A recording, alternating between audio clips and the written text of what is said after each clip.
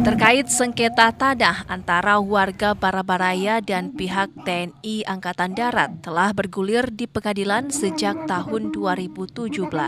Setelah menempuh berkali-kali sidang di Pengadilan Negeri Makassar dan Pengadilan Tinggi Sulawesi Selatan, pihak Pengadilan Negeri Makassar segera akan melakukan eksekusi lahan seluas 3,2 hektar yang berlokasi di Kelurahan Barabaraya, Kecamatan Makassar, Kota Makassar tersebut. Karenanya, puluhan kepala keluarga yang mendiami lokasi yang dipersengketakan tersebut berunjuk rasa di Pengadilan Negeri Makassar pada Senin siang. Warga menolak rencana eksekusi pihak pengadilan karena warga masih menempuh proses hukum lain terkait sengketa lahan tersebut.